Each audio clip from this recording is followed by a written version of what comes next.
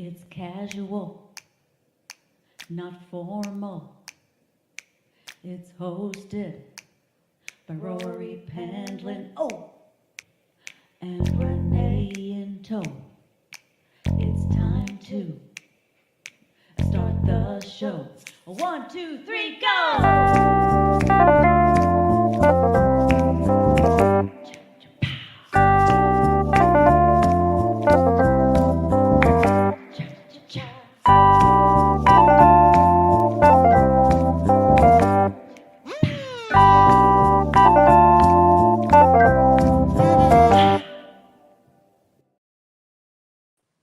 Hello, everybody. Welcome to another episode of It's Casual, episode number 99. 99. Let's bring up Madam Director, Ms. Renee Jaworski. Thank you. And we're having a monster storm in New York right now. So it's shocking that I'm here, actually. Yes, it's a little crazy. Are you talking about like a snowstorm? Yes, very big snowstorm. Yeah. Because it's like 50 degrees out here in Florida, and I'm hearing about all kinds of really nasty weather up north. Yes, exactly. Very nasty. And I do want to say something as we begin the show is that Farwell has informed me that we can do a giveaway on today's show. We can do a giveaway. We're going to give away a Cosmos mug, and we get to determine how we're going to do that. So I want it. Well, I don't know if you can be a part of the giveaway. I'm just not sure if you can. I don't know. But we're going to give away a mug within this hour. So, Rory, not this ugly mug. We should do that. How do you think we should do that? Who should get the mug? Again, not this ugly mug. That is not an ugly mug. That's an amazing mug. It's not a face only a mother could love. I promise you. Do you want to ask a trivia question? Maybe. I'll ask a trivia question about Rory. So as soon as more people come in, I'll ask a trivia question about Rory. Okay. About me? Yes, it's your show. Of course. Of course. Right. Yeah. Well, yes. Okay. So just let me know when you want to do that. Okay, well, let's wait till more people show up since we just started, and so just get started with the show, and at some point I'll pop on and do it. This may be the last It's Casual of the year. We're not doing next week, right? Are we doing next week? No. Okay. I'm toying with the idea. I was going to ask you. I might as well do it right here on the air. Let's do it on the air. Because it's casual. It's casual. Embarrass you. Of maybe doing as show number 100, doing like a holiday Christmas kind of thing in a couple of days, and invite some of our favorite guests back on. That sounds beautiful. Say hi and happy holidays and that kind of thing. So it wouldn't be next week, but it would be sometime closer to Christmas. Right. Wunderbar. I would let you decide when that's good for you. Because I don't the power. I don't want to cut in on your holiday with your family. Thank you. So, yeah, I was thinking maybe that should be show number 100. That's a perfect show 100. I think that's a beautiful idea. Brilliant. This Thursday is show number 100 for the Big Monster Briefing Room. Yes. General Howitzer, Major Millie Hazard, Sergeant Havoc, they'll all be there to do the movie Yog Monster from Space. Yog Monster from Space. Oh boy. 1971 Toho classic with giant critters. And it was the show that we shot the pilot for General Howitzer. That's right. That's right. That's why it sounds familiar. Something years ago when we were originally going to pitch this, and it never happened. It just never happened until I gravitated into the cosmos and now it is. Now we're going on show 100. So I thought it'd be apropos to show some pictures and clips from that pilot. And we do a timeline, which you already have, of Yog Monster. Yes, I have it. I do. And next Thursday will be the last Big Monster Briefing Room for this year. I decided to do one more because of Godzilla -1. Mhm. which is coming out. As a matter of fact, my daughter and I are going to go see it, the early show tomorrow. We've got our tickets already. Oh my Um, gosh, that is and we're exciting. going to do Godzilla's Revenge next week. So that I should can't be believe fun. he gets revenge. Oh, in the trailers for this one, he looked like he's getting a lot of revenge. Oh boy. Oh boy. So That's anyway, intense. that's what's going on with us, and That's of right. course Okay. we're So, gonna take a big holiday this December, and maybe we'll come back and do one It's Casual Christmas show. We'll see. which We'll see sounds how it really, goes. really fun. Which sounds really fun. We'll see.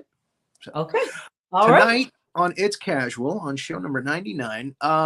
Here's what happened. I'm watching Facebook. I'm on Facebook, and this very talented singer, performer, musician pops into my algorithm.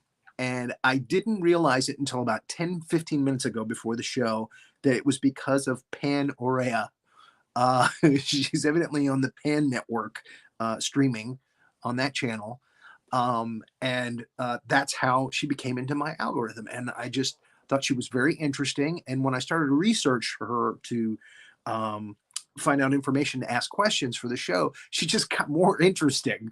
Uh, so I'm looking forward to talking with her and finding out what she's all about. I mean, I know Oh, she likes weird. I know that. yes. I We're heard gonna you talk about talking that. She backstage. loves weird. Just like us, we're weirdos, So right? that I don't kind of trust anyone who's not that's my weird. kind of person. We like I do weird. not So trust anyone who's not weird. I don't want to be around them. They're so boring. No. let's go ahead and bring her on up. Devin Angelet. And I hope Woohoo. I pronounced that correct. Yes, you pronounce that perfectly. Wonderful. Wonderful. I used to teach kids in China um uh, oh my god, brain fart. Um You used to teach them how the to drink. linguistics, the sound. They have a name for that. it's escaping me now. But in any case, I used to teach them how English should sound. And there's a lot of weird things that are thrown in from taking on a lot of European words in the English language. So like the Angelet. I have to ask you, is that a stage name? No, No, that's it's not. on my Because you birth. kind of the devil on one side and the angel on the other side. I think it's a perfect stage name. So I mean, you're just lucky to have a great name for performance. That's The life wonderful.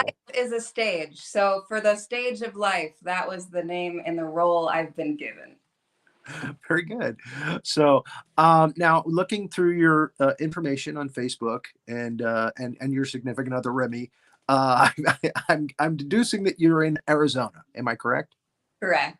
Okay, very good. So what's the weather like there now?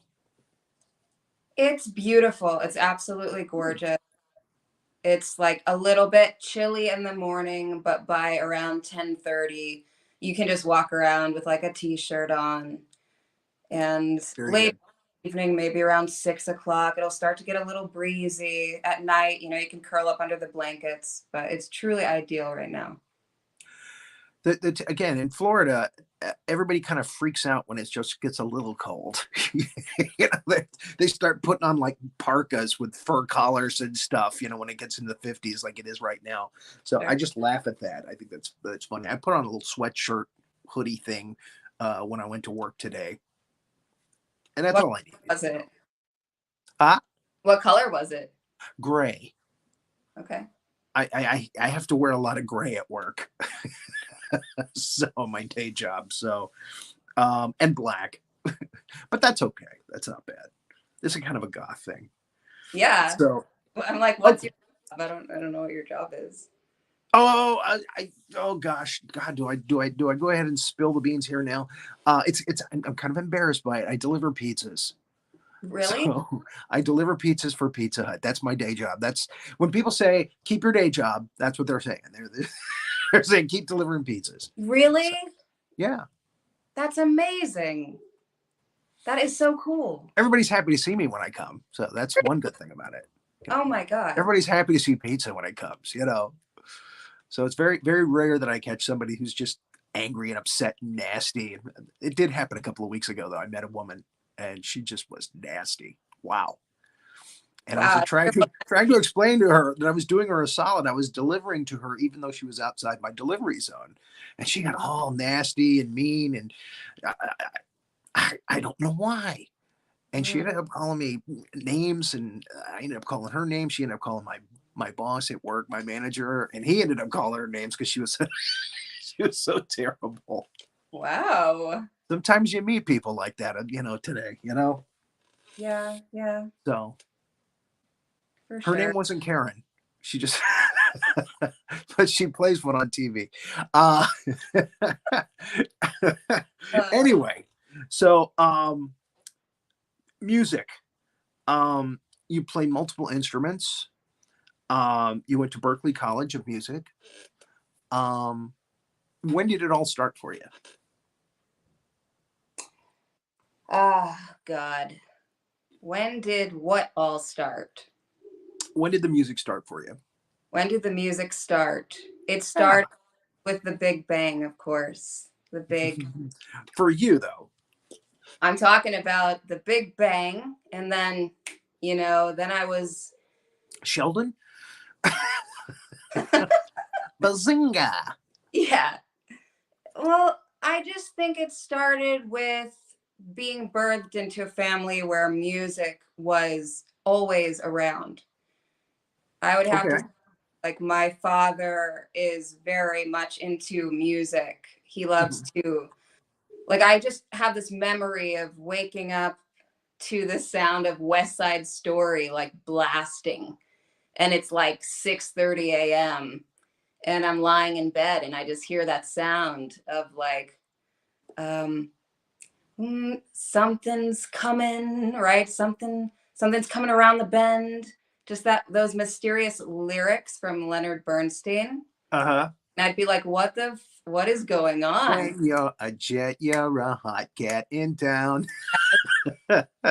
You're the heavyweight kid with a gold medal crown. There we go. Love it too. I like musicals. I like musicals. Yeah.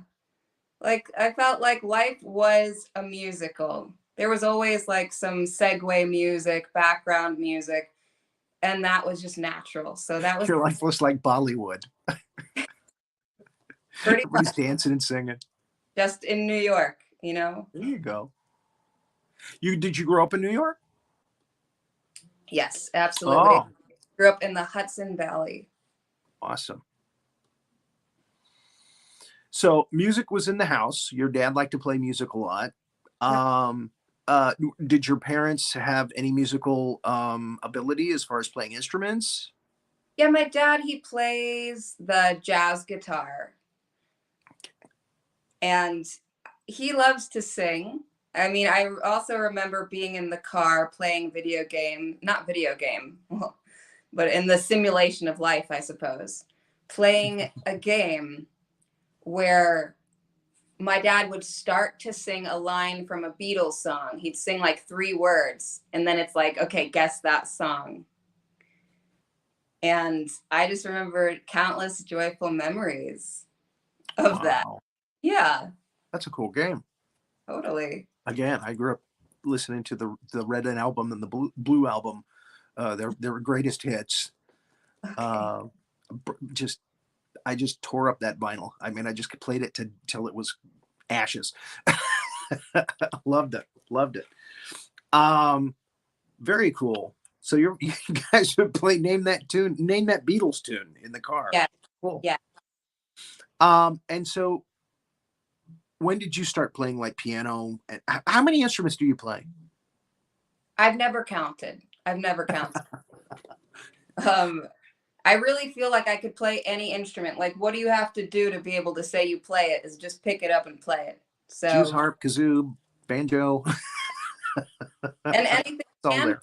instrument. So, I mean, countless instruments are being played, and I feel like the instruments are playing me. So, it kind of goes back and forth. What are your favorites?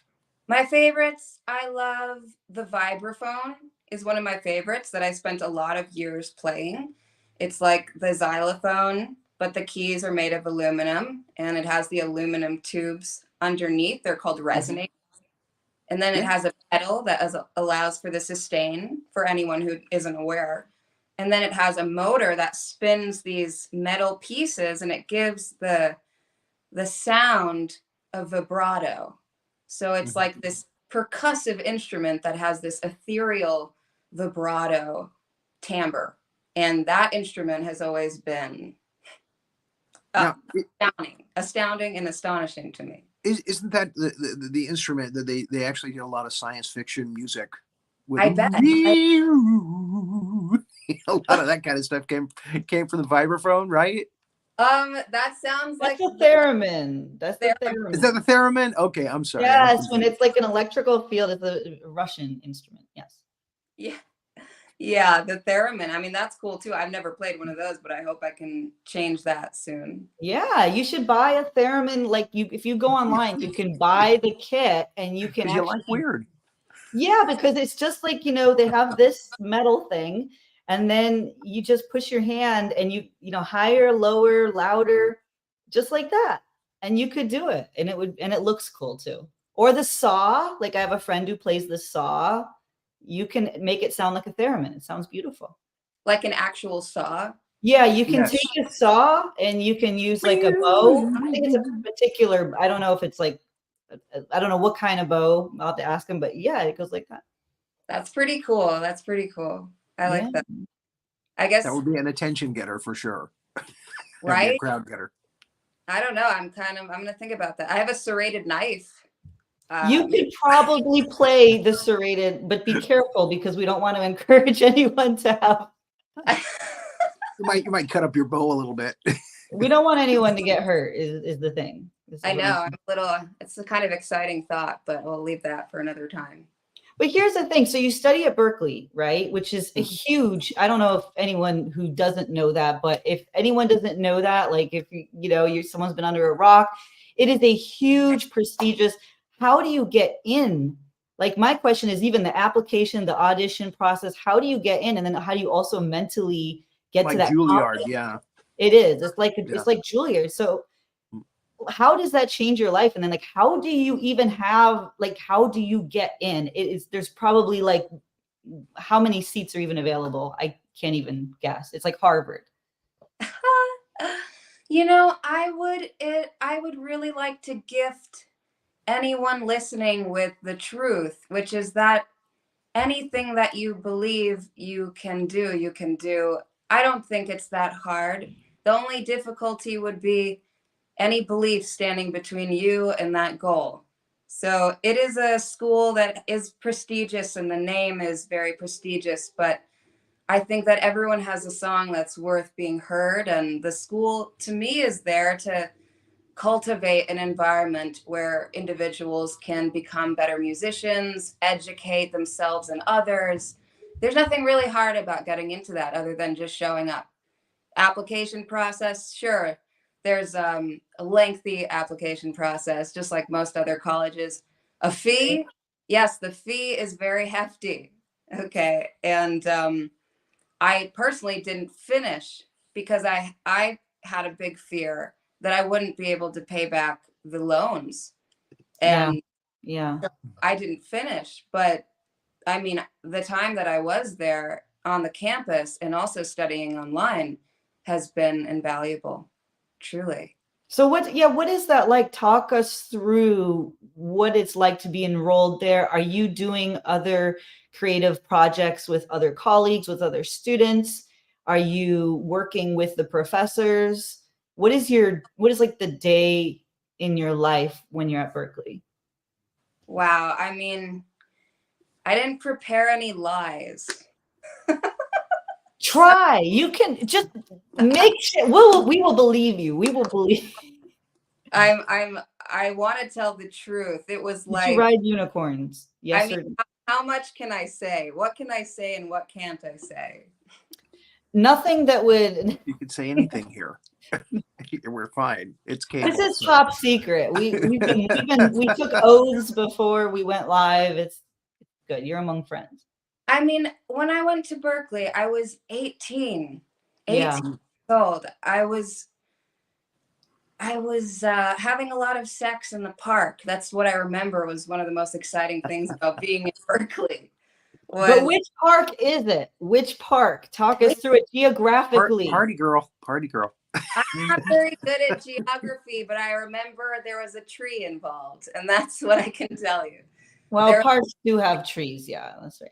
It was a lovely tree that was part of the experience. And then I also remember, like, I don't remember half of it too, Mm, because I was 18 and I was lost and confused. Like, I right. would consider that to be the highest point of my life, to be honest. Right. But does it change how people treat you? Like when you say that, does it open doors? Do you typically get this response of like, oh my gosh, that's incredible?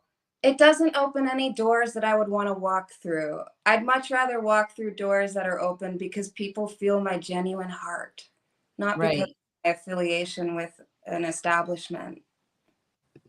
Right. So it looks good on a resume, but Yeah.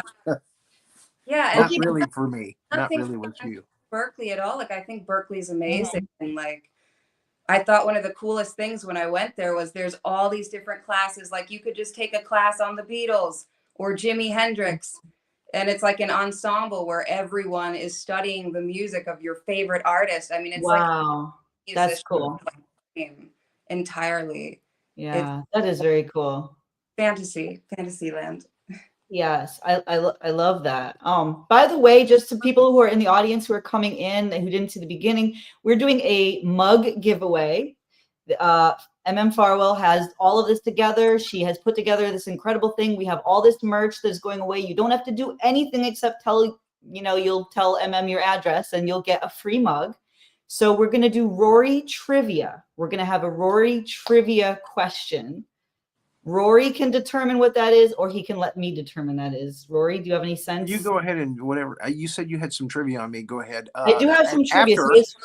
After we're going to let our guest Yes. Devin sing for us. Yes, absolutely. And somebody just quoted you, Devin. It doesn't open any doors I'd want to walk through. And I think that's a really good key to tell people who are making decisions in their lives. Just because something might impress somebody else, if it's not on your journey, you might not want to do it. Right, Devin? Is that the message? Yes. Yeah. It's also like, don't feel bad or like you can't progress because you're not affiliated with Mhm. a organization. Right. It's like the belonging. It's almost like a clicky thing, right? The resume game. Yeah. The portfolio game.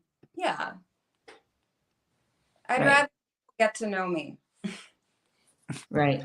Right. So what are some of the highest points of your life? Because you said Berkeley wasn't like the highest point of your life. Like what is some of the highest points of your life?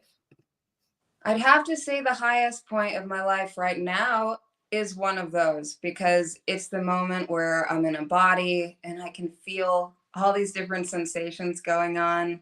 I'm a little bit excited. I'm with two people that I've never met who are being kind enough to interview me, and that's really special, sharing this moment. So that would be a high point in my life. And let's see, another high point, giving birth to my son. That was wild. I didn't know I could do that. I remember leading It's up magical. Yeah. to how am I gonna push a living human out of my vagina? And what? Like what? That was wild. So that was definitely a high point. Well, the part that happens after that, parenthood, that's actually the high point. I was thinking, The whole pushing through the vagina thing is kind of rough. And again,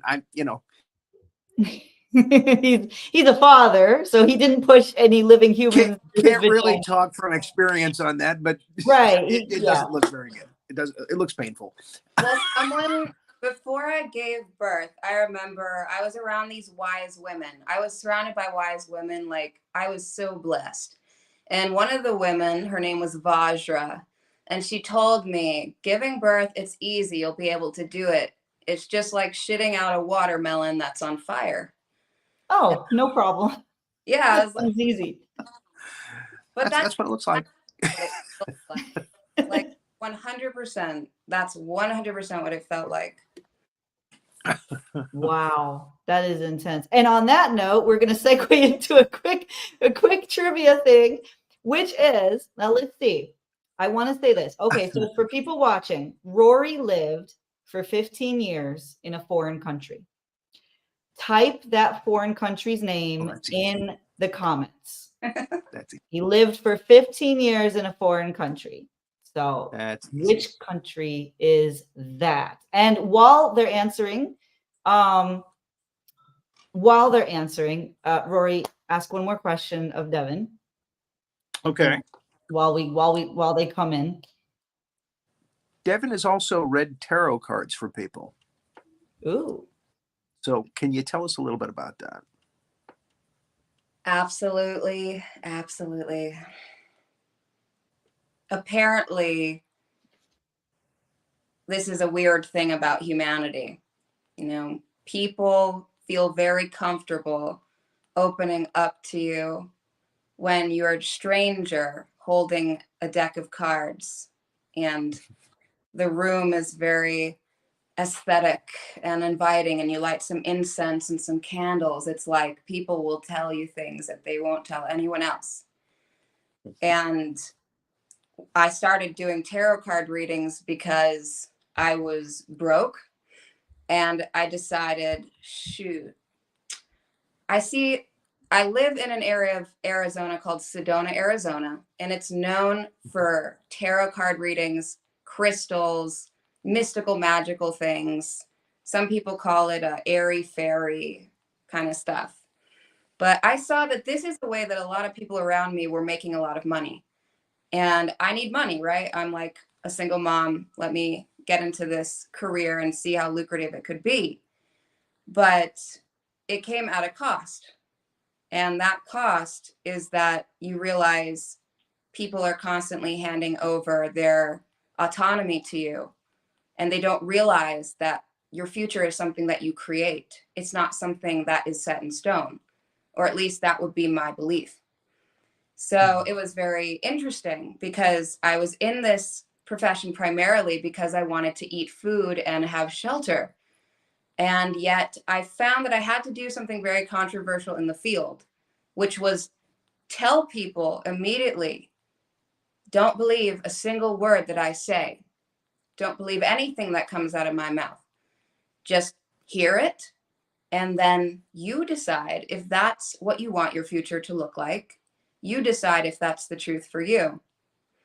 So Interesting.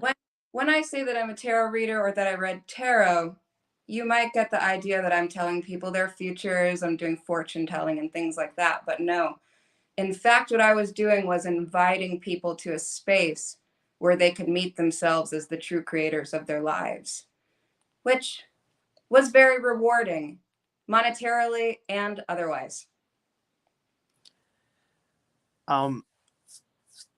There was a time in my life, this was before I moved to that foreign country, that I had a friend teach me to read people's, to read about people in just a regular deck of cards. They showed me, oh, this means this means this. And evidently, I would see things in the cards that were very, people go, oh my God, that's that. And I would think, well, wait a minute, that's probably just a coincidence.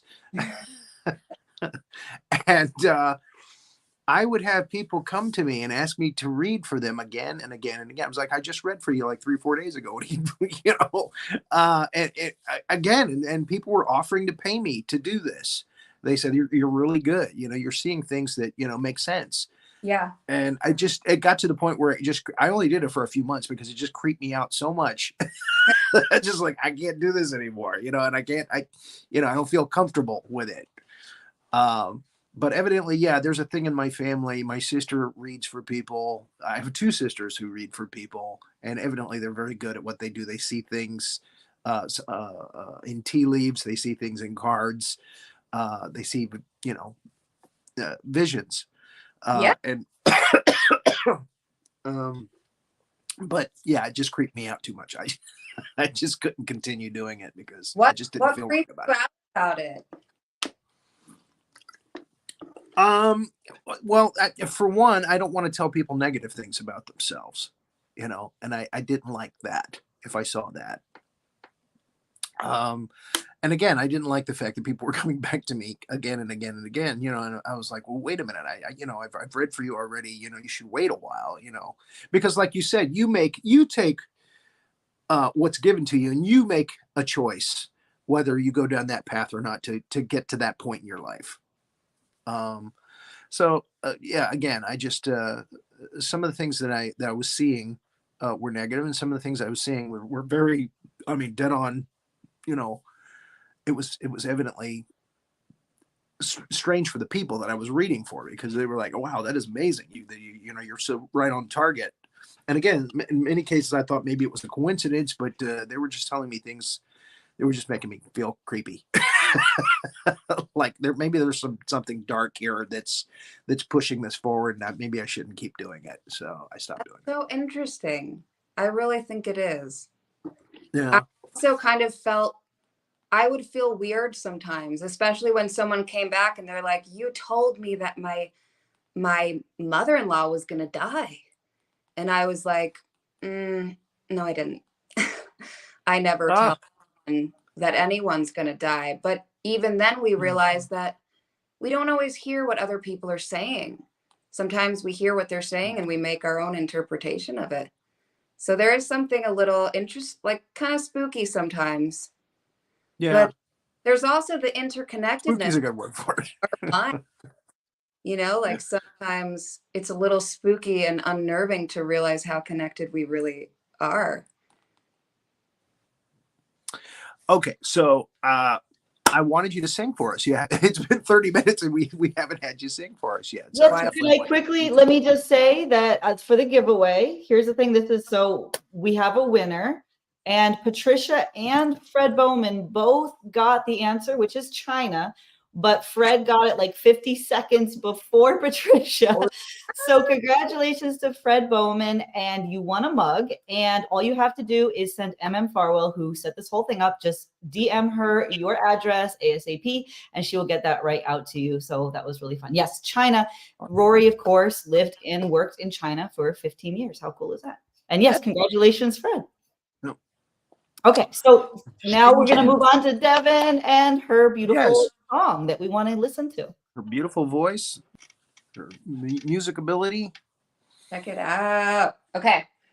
I'm going to move a little bit because I want to stand up. Let me see. Okay.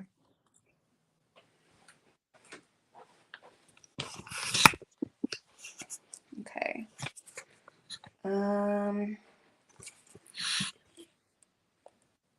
Perfect. So I wrote this song, and oh fuck, hold on. I have to find just the perfect angle so the inner critic can shut the fuck up right now. God damn it. Okay. Gosh darn it, I should say. I wrote this song. I was very frustrated one afternoon. In fact, I was in my metaphysical boutique that I opened up. I was still giving readings, and I was just thinking, you know what? I want to embark on a musical journey. I want to meet up with my musical homies. So I wrote this song. It's called Sync Up, and I really hope you like it.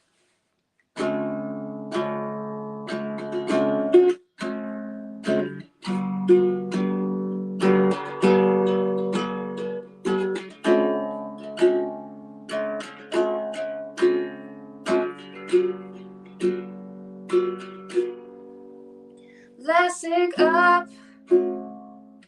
You know it's the perfect time for us to share our love. See what kind of tasty magic you and me could cook up. I could see your evolution, all we gotta do is trust. Pretty thing, it's a must. Baby, let's sync up. Dance break. What's this Puerto Rican magic? Got you under my love spell. Make you think about me daily, kinda crazy. Can you tell? Know your thoughts before you think them. Cause I got you hypnotized. And I'm feeding for my size. Tiny titties, juicy thighs. Yeah, yeah, that's it. Yeah, yeah, I'm really glad we're human beings feeling. Let's sync up. You know it's the perfect time for us to share our love. See what kind of tasty magic you and me cook up. I could see your evolution, all we gotta do is trust. Pretty thing, it's a must. Baby, let's sync magnetism, cause I just made up my mind. Like a lotus, I'm unfolding, it's my blueprint by design. Yes, my life is a love story, and you got that leading role. You're my mate and I mean so, I just scored that winning goal. Yeah, yeah, that's it. Yeah, yeah, I'm really glad we're human beings feeling, blessing up. You know it's the perfect time for us to share our love, yeah. See what kind of tasty magic you and me can cook up. I can see our evolution, all we gotta do is trust. Pretty things of us, baby, let's sing up. In my dreams you satisfy me, baby. Oh, oh, oh. From my head into my bed, baby, so real. Let's sing up. You know it's the perfect time for us to share our love, yeah. See what kind of tasty magic you and me can cook up. I can see our evolution, all we gotta do is trust. Pretty things of us, baby, let's sing up. You know it's the perfect time for us to share our love. See what kind of tasty magic you and me can cook up. I can see your evolution, all we gotta do is trust. Pretty things of us, baby, let's sing up. It went performance art all of a sudden. Did a little acapella at the end there. Awesome. What else would you like to sing for us? What else? How many do I get? As many as you like. You tell me. Okay, I could do like 2 more. Okay. So that was Sync Up. I have another ukulele. This is a different ukulele. A higher one. That was a tenor ukulele. Let me show them together. One's big and one's small. I don't think I've seen a ukulele that big. Usually they're small. Yeah, apparently they also make a bass ukulele, and that is badass. Totally badass. And you got to play it like it's so big you got to play it like a bass. Yeah. Totally. So I love major 7 chords, and both of these songs use major 7 chords, the same chords, but different keys, and so they have different functions, which is really interesting for some people. Stop. In the realm of thoughts, you are now cleansed, seeing with new eyes through a new lens. You are everything, nothing, and all in between. Your true potential remains unseen, yet you are already complete. You are what you believe, that what you believe you are. I believe that we are made of stars. In our galaxy's flow, all systems go. Disorder was my comfort zone. Now I'm walking through territories unknown. Patterns and paradox guide me home. Breathing in her bones, ashes in the air, sage smoke, up it goes. If you're lonely over there, come join me in prayer. Conscious thoughts, all our actions as creators. Ripple out on the water, we be making waves. Speak conviction, not sort of, do not hesitate. In this moment, everything you need to know has already been shown. You are blessed, you are already home. Already home, home, home, home, home, home. Da da da da da, already home, home, home, home, home.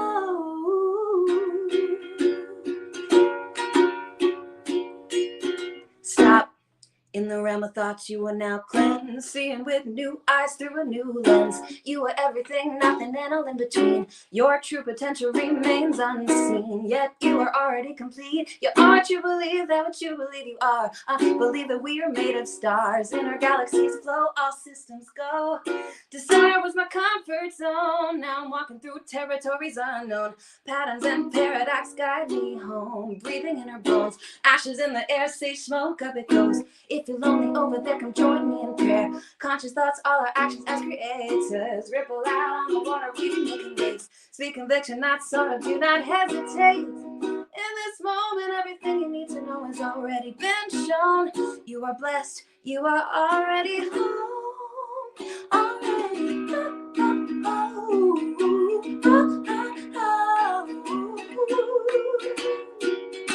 Da da da da da, already home.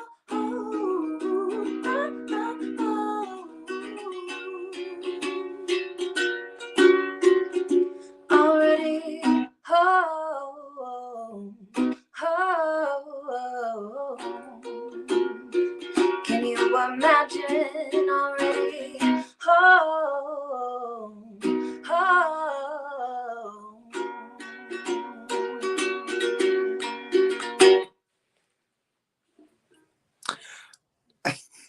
Now, I've gotten some great comments here during your performance. Yes. Which I've got to address before it goes away. David says you actually do fire eating and sword swallowing. David, I told you not to tell them about that. That was just for you. That was just for you. And I got to talk to you about hypnotherapy in a minute. You do hypnotherapy as well. Yes. Which is something that's interesting, something a lot of people are interested in. But go ahead and please, you're gonna do one on the keyboard now, or? Yes, I'll do one more, and I'm gonna Dang do it, Dave. all originals. So Yeah. which I know sometimes you're supposed to do songs people know, but I want people to know my originals. So here we go. Originals are good. Yeah. You like original. And I just want to say thank you. Like, this is very sweet that you are all sharing this moment. Okay. So here's a song that Leslie Latour like brought back into my mind that I wrote. I wrote this song. I was just like one night, it must have been like 2 a.m. And I'm sitting with my Gretsch guitar that I sold. I'm so sad that I sold it, but it had like a whammy bar and I had it dialed into this like trashy setting. And I'm just writing this song about a spider that I saw in the corner of my room. And I thought, this is what the spider is thinking. This must be what the spider is thinking. Yeah, pianos, that's how pianos work. Still, thank God. Just press the buttons.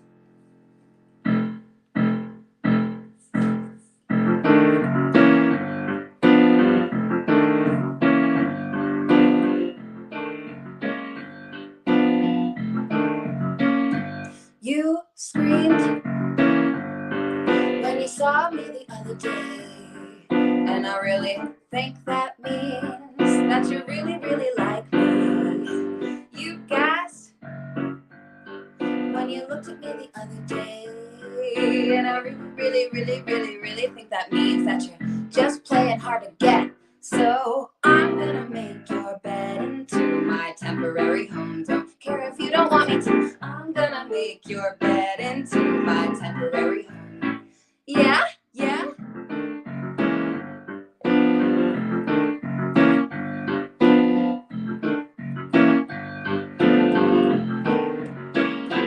You screamed when you looked at me the other day, and I really think that means that you really, really like me. You gasped when you looked at me the other day, and I know, and I know, and I know it means you wanna be close to me. So I'm gonna make your bed into my temporary home. Don't care if you don't want me to. I'm gonna make your bed into my temporary home.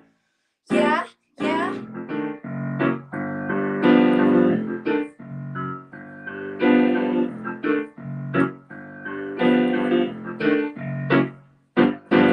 I only bite a little bit.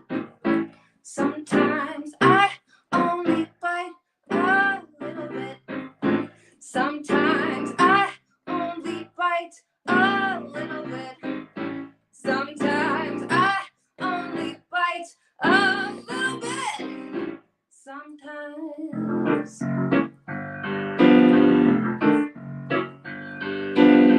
I'm gonna make your bed into my temporary home. Yeah, yeah, I only bite a little bit.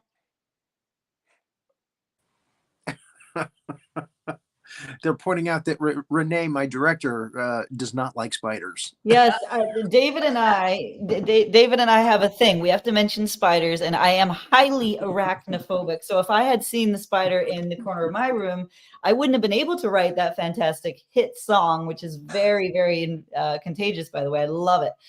I love that song. It's fantastic, and it really showcased your She can relate. on the piano there. Gosh, you're a great pianist. Someone should tag Travis Lohman in here if somebody could. But yeah, I'm traumatized. Are you afraid of spiders, or for Daniel you, Gay? are they? No, are you afraid of spiders? I mean, it's one of the more common phobias, but apparently you were totally not flinching. I held a tarantula once, and they're pretty cute. They're actually very sweet, but in general, I'm on the fence. Yeah. What about you, Rory? That's something we've never asked Rory that question. I don't like spiders. I don't. Yeah. I usually let them live, but I don't like them. You let them I live. certainly don't like them near my bed. It's a fantastic song, and it seemed like there were people in here already predicting you were going to play it, because apparently, people, that's the first time I heard it, but people who follow you, they love that song. It's so fun, and it's who are your influences? When you were playing, I was wondering, who are your musical influences? Well, I have to say that, and I've never actually said this out loud, so this will be the first time, that I believe there's a lot of, it's not the word necromancy. I don't know what that word means, but it's like channeling the dead a little bit. Like, I think of Charles Mingus with that song. Yeah. Think of my high school band teacher, Jim Briggs, who was a sax guy and jazz band meeting 6:30 in the morning, and Angelo Marchalis, another jazz guy. They influenced me heavily with the music of jazz. My dad, Your dad like jazz? Come again? I said your dad must have liked jazz. Played it around the house 1,000 times. Yeah, like he loved jazz. I think he tried to instill in me, like, why do something the same way twice, and learn how to improvise. In the kitchen especially, he would be improvisational all the time. And it's an amazing skill. It makes life fun. Yeah, I love jazz myself. I listen to it in my car all the time. What do you listen to? The jazz station here. Grusin, Guaraldi. I love Vince Guaraldi. I like most jazz. And I like movie music as well.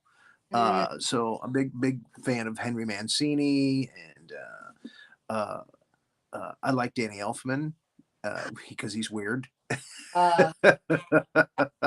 So just got a notice from my friend David Black.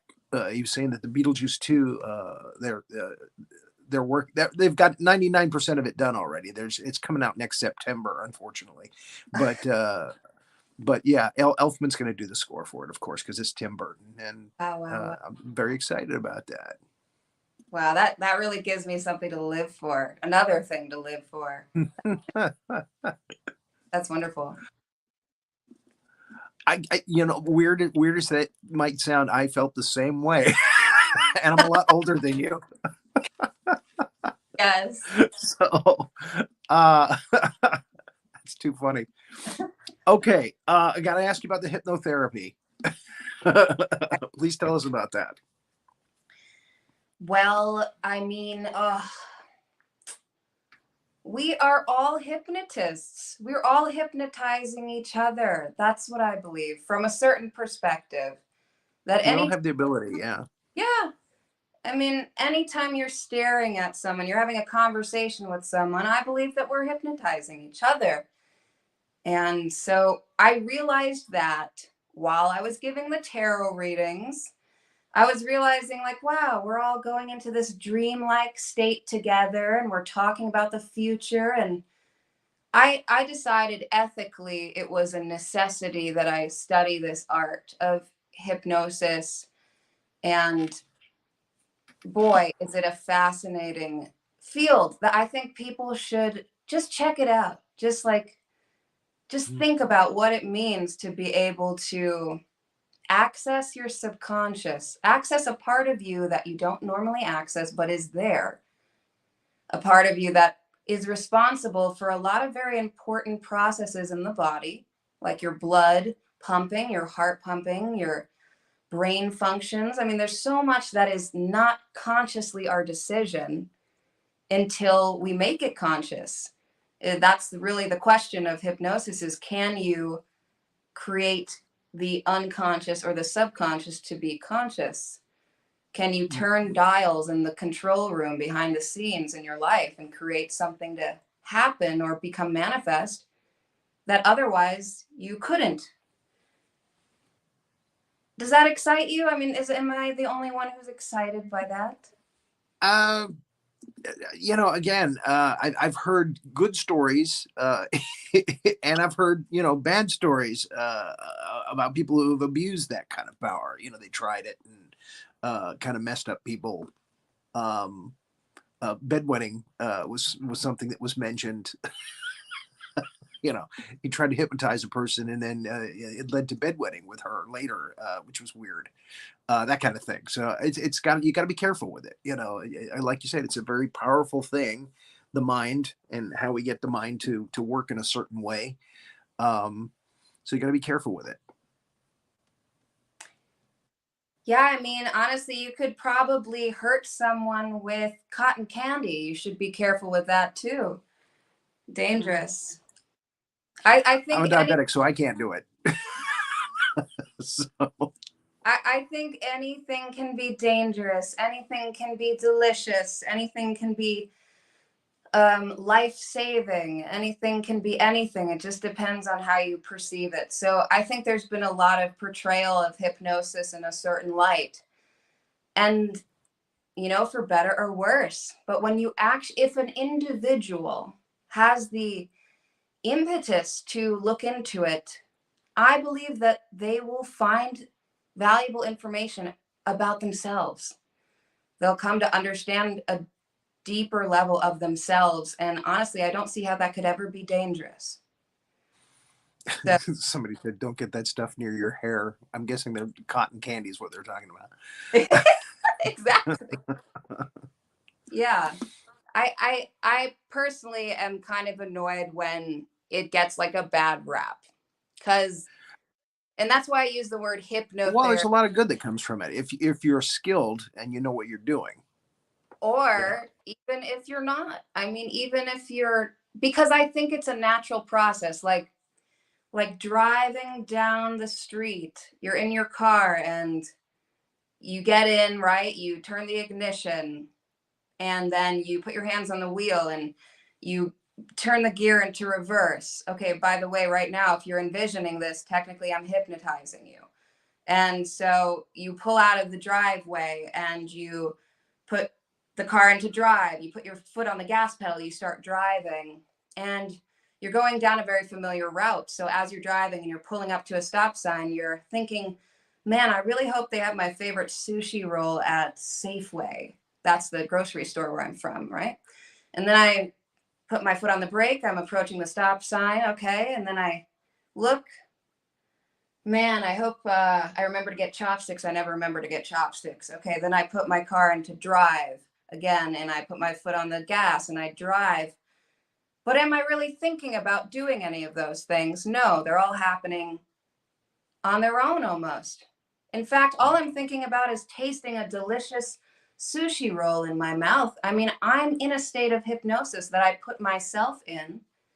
I'm allowing certain. I'm gonna say every time you see that stop sign from then on, you'll be thinking about sushi. I'm telling you, like, this could be dangerous. You see, look at all the repercussions of this very dangerous practice. I don't know if we should be revealing this to the world. But the truth is, it's being done all the time. And I think that it's more dangerous to be subject to it and not have any idea than to be aware of it. Stephen Wright, You're a big fan.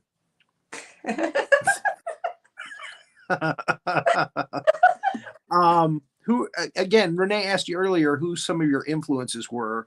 Maybe we should be a little more specific. Who are some of your music influences? I mean, other than just jazz in general, are there any people? I mean, and the Beatles. We know the Beatles. Yeah.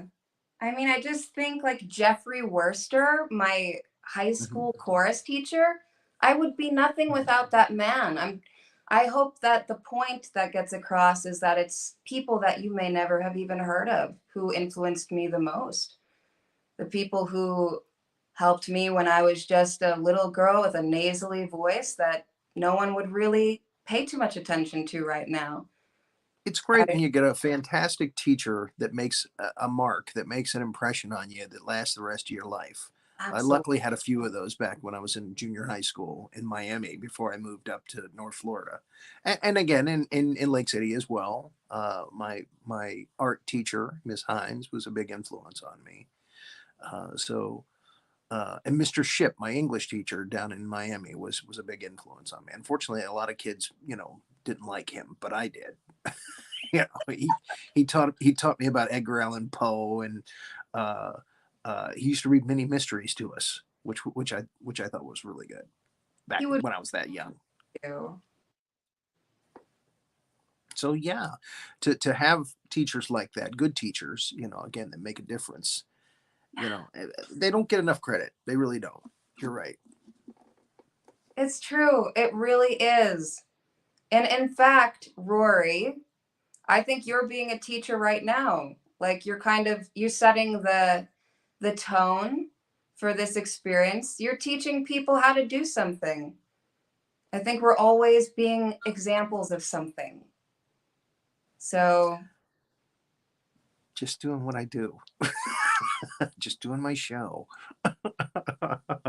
I think it's a great lesson. I think But yeah, you've been just captivating. I mean, it's just, a couple people said this is a great interview, and that's exactly right. It's actually 10 times better than I thought it was going to be. So yeah, yeah. So you're into fitness. You do lifting. yes. Is that kind of a spiritual journey for you, or? I have some weights. Maybe I should lift weights while we're talking about this. Hold on. Jeez. What have I started? Let me go with I'll go with something light. I think these are like 5s. See? Mhm. And it's gotten darker in here, hasn't it? Yes, I started lifting weights because strength is important. Strength is important. Also, I got really tired of looking in the mirror and I didn't feel attractive. And I tried like all the stuff, like just looking in the mirror and saying, "You're beautiful, Devin, you're gorgeous." I tried dieting. I tried not eating. And that's a really terrible path or journey. And, then I decided I'm going to start going to the gym. And when I went to the gym, I was so lucky that I met another amazing teacher. Her name is Anella Plunkett. And she taught me how to be consistent, how to have fun, how to not take myself so seriously, that it's okay to be my weird self. And she taught me all of that by having fun, being consistently there, and being her weird self. And it kind of like gave me this permission. And then I found that made me stronger. And then manifested my physical strength. It was amazing. So yeah. Now, I can't wrap my head around the fact that you think that you're not attractive. I mean, we were talking a couple of days ago about getting pictures for the promos. Yeah. I was like, wow, she looks like the girl that played Hawk Girl on Legends of Tomorrow. If you watch reruns of Legends of Tomorrow, I think the actress's name was Sierra Renee something. So wow, interesting. Yeah, I mean, I've felt ugly and like my physical appearance was a burden to the world for most of my life. So, Wow. What so what yeah, could have what could be the cause of that? and that's a good Again, question. it can't be what you're looking at in the mirror. I'm telling it's a question I've had to ask myself time and time again. Time and time Somebody again. must have hypnotized you in the wrong way. Interesting, isn't it? That's what I'm saying. I've had to hypnotize myself back to realizing that I am a beautiful creation of the universe, and that There beauty you is are. relative. We all get to decide what's beautiful for us, and we're all influenced by culture and society in pretty intense ways, but we get to decide what beauty and strength are. And I feel kind of weak with these weights right now, though, these fives, man. But that starts, You you don't gotta, have to lift weights for us, though it was fun to watch. Um, It was what very can you good television. Thank you, Devin. I love it. And I wanted to confirm. I mean, people are saying also in the audience how beautiful you are, Devin. And of course, Yeah. that's it. But that has to come from within, because the culture is always telling us something different every day. I think most people tend to think, we're not good looking or we're not enough, or we see the social media now, artificial intelligence is everywhere, the filters. So it's a lot. And what I would tell young people who are watching is to listen to what Devin's saying, and also to realize that we're like what she's saying, we define beauty. The interesting thing is that the aspects of beauty that make people the most memorable and the most attractive are often the things that the filters and the AIs get wrong. So like that was a part of my journey too, where I realized like most of my flaws that I hated tended to be the things that other people were drawn to or found me more interesting, rather than just looking like a cookie cutter, whatever, that was just easily forgotten. So it's the difference between, being,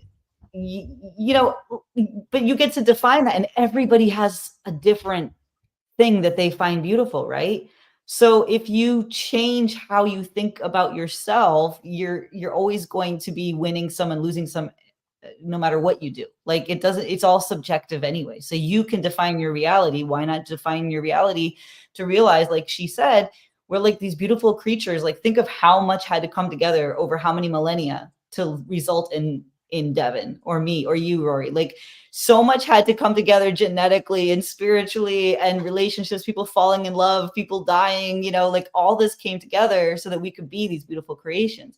So that a filter is not going to do that. Like, I think we're much more beautiful without the filters. And I just want to say that.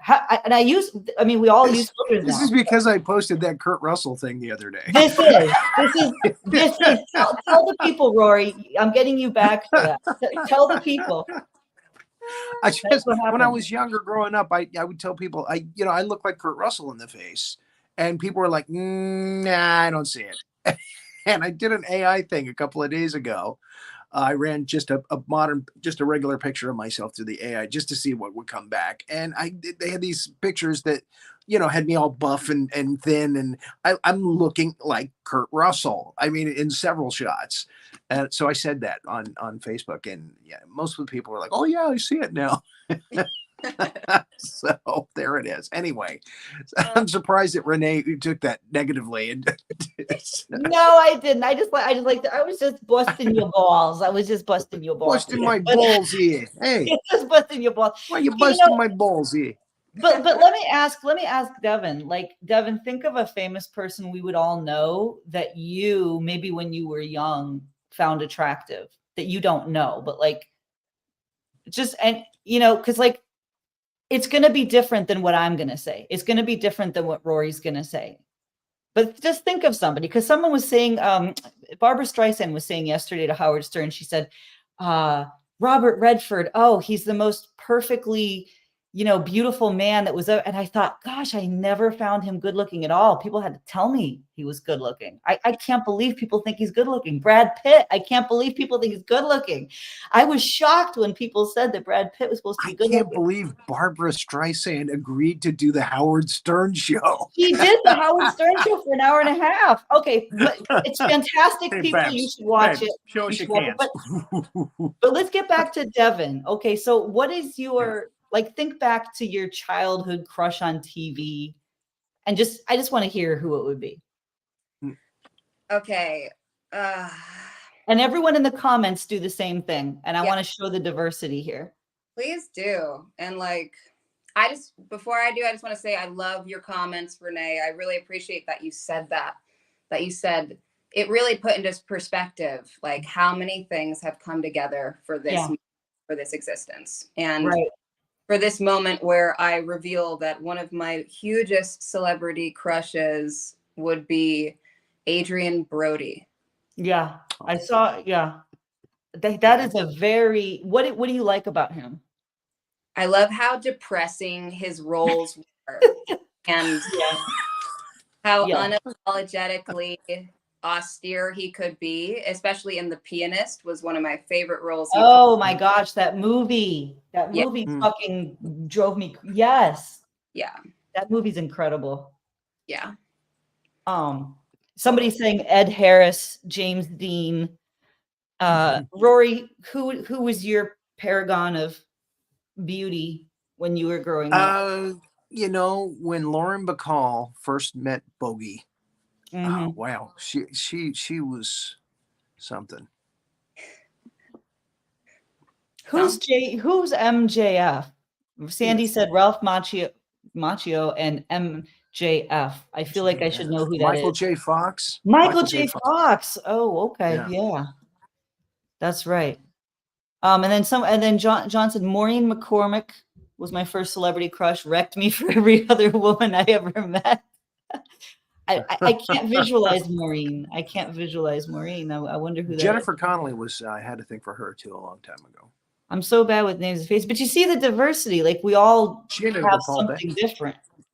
You know, it doesn't always work. So that's the thing about beauty is, like, I'm worried because, Devin, I'm worried about young women particularly. I'm worried about young people coming up in the social media stage, where they're having eating disorders, depression, anxiety, bullying, and really starting to hate their bodies. They're being taught to hate their bodies, their desires, the way they look, everything that's natural. They're being told is somehow shameful. And we have to get off that course. We have, we going in this way, and we can't solve it here on It's Casual, but I think that having the conversations at least does help. Yeah. Richard Chamberlain, Marsha Brady, Eliza Dushku. I don't know who that is. Leonardo DiCaprio, of course. Dr. Kildare. Okay. Zoe Deschanel. Thank you. Yes. Yeah. Devin, you were responding physically. I saw your body language. What were you thinking? What was it? I was like, what is this, Devin? Like, what are you trying to express? I didn't know exactly what I wanted to express, but I was thinking, I was so glad you said we don't have to solve it all now, because of course my mind was like, damn, what is the solution? And I really feel that the more that I come to love myself and the parts of myself that I find shameful, that I can at least see them and look at them and recognize them, then that is sending out a vibration into the world in every way that says we're here to love ourselves. We're also here to hate ourselves. We are. I mean, that's what makes loving yourself such a homecoming, is that we temporarily decide to pretend that we're shameful, that we should hide, that we are separate from love. So I think both are necessary, and I've already done the other part, obviously. And I know a lot of us have spent a lot of time hating ourselves, but it's really beautiful when we do come to love those things, or at least be neutral about them. Right.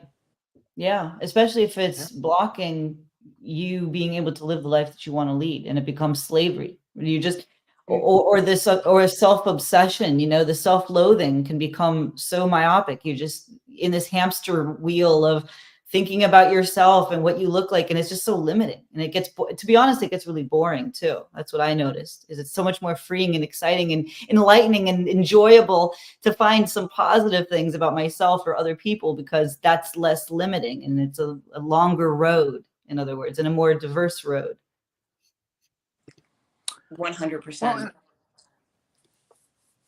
I feel when I watch your videos that you're living kind of the life that you want to lead. What is the dream for you? I mean, what is, I mean, as far as performance and doing what you want to do, what is the dream? So my immediate response, which I feel is so precious, is I want to make like $1 million or something like that. Or like, that's kind of a big dream. But yeah, I want to make like an insane amount of money doing something really mundane, like eating a slice of pizza, or having a conversation with a friend. You know, I just want to make money.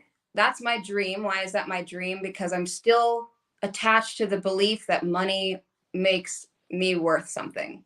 I'm still grappling with the idea that I could have worth and value outside of my net worth, right? But Okay. so I have this fantasy, and stick with me on this because it's gonna turn out to something better. I'm hoping that if I keep talking, it'll get better.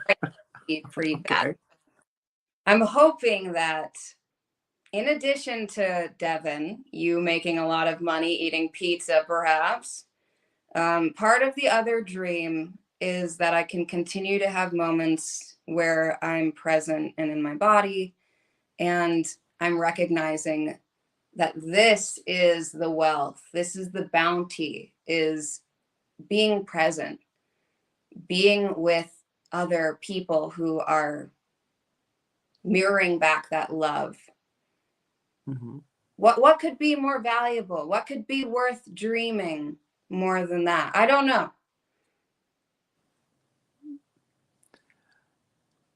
I'm going to ask you a question based on that, Go which ahead. is when you're in front of a crowd Okay. and you're performing and the crowd is really they're rolling with you. They really like what you're doing and they're into Devin.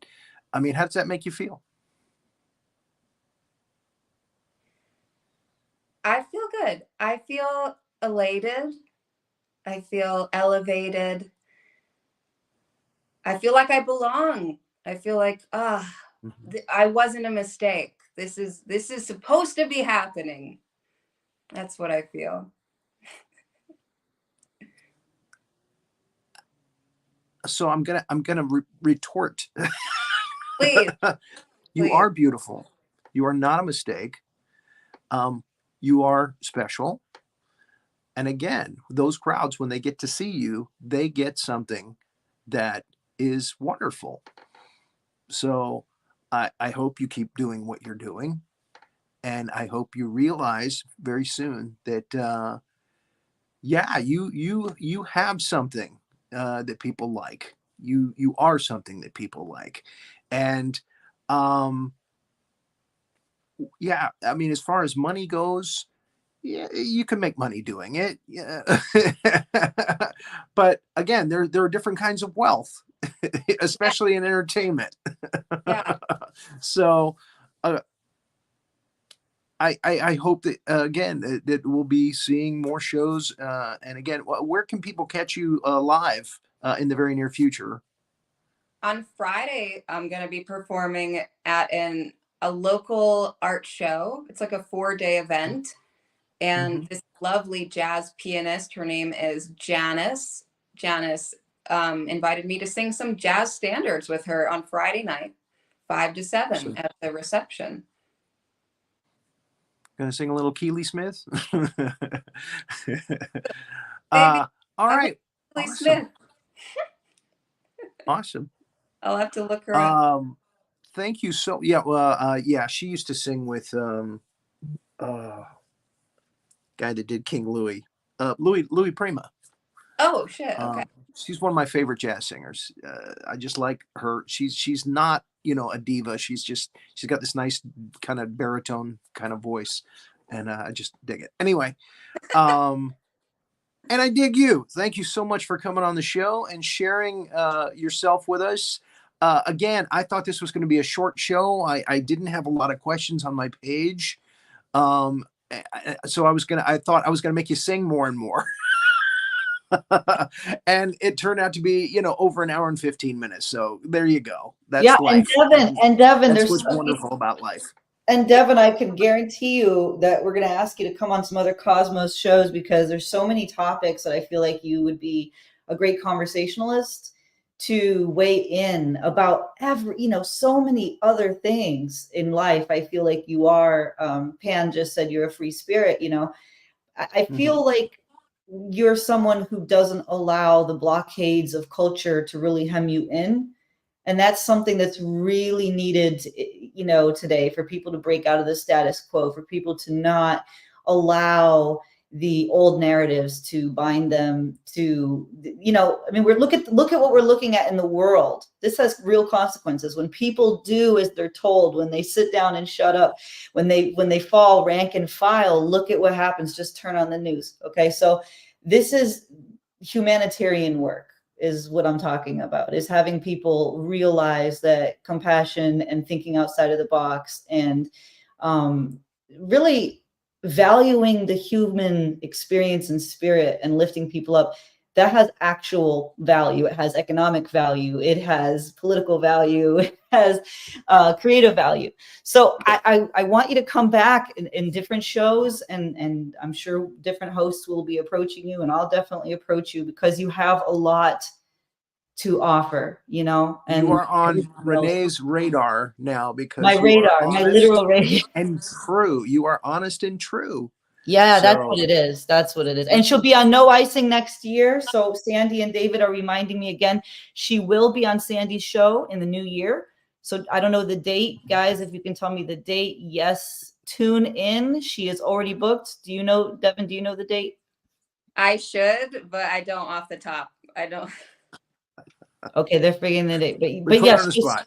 so we already know that you're going to see her there. You're going to see a lot more Devin, and we'll all be following you as well, but between those times. Oh, and Dana has one question. So before we go, Dana Ricker in Toronto, he said, what song of yours do you feel the host of the show would cover well? That's an interesting question, Dana. I love it. Great. Okay, let me think about this. What an interesting question. Dana, you've got to be a show host. That was fantastic. That was fantastic.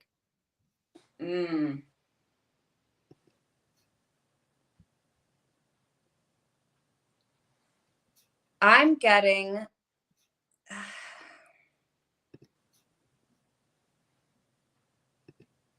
maybe you guys can help me remember the name of this song. It's Let's Something the Music and Dance. Let's something the music and dance. I can't think of the word. Let's face the music and dance. Let's face the music and dance. I like that. I like that. I got to listen to it. I'm going to getting to know you, getting to know all about we're learning. Okay. That's right. And then, okay. And now Pan, who is a show host on her own channel, she said, Devin, who is your favorite author? Yeah. And I remember somebody else had asked earlier what your favorite book is. Favorite book and author. January 18th is when she's going to be on No Icing. Yes. January 18th in the new year. Fantastic. Okay, that's my mom's birthday, so I'm not going to forget that again. Don't forget it. All right. My favorite author, this is tough. I don't really have a favorite author per se, but Neville Goddard is one of my favorite authors. One of. Yeah. Neville. Yeah. Awesome. All right. So, and you can't name a specific book. Feeling is the answer, or something like that. Feeling is the answer. Yeah. Neville Goddard, just look him up. I mean, he would be one of my favorite authors for sure. And if anyone has any recommendations of like who I should read, feel free to shoot them on over to me. All right. Okay, she is open for those suggestions. And yeah, Sandy said that you'll be definitely celebrating your mom's birthday then. Yeah. That's awesome to do a show on your mom's birthday. How cool is that? I love it. Yeah. Thank you guys so much. Like, this has been a total blast, and I love your energy. Honestly, like Thank I you. was nervous too. I was like, I don't really know how this is gonna go, but it's exceeded my every way. It is fantastic, and we can't wait to have you back in the new year. And I'm sure there will be a lot of other shows as well that we will be wanting to have you on because you have so much to offer and to say. And you're Yes. the total individualist, which is what we need. We love that. Love it. Love it. Love it. All right, Rory, do you want to? All for Here you go. joining us. Yes. Thank you, Devin, for coming on and telling us all about you. And like she said, I've got a feeling we're going to be seeing a lot of you on the Cosmos in the very near future. Excellent. So have a good one, everybody. Enjoy your holiday. We'll be back in January.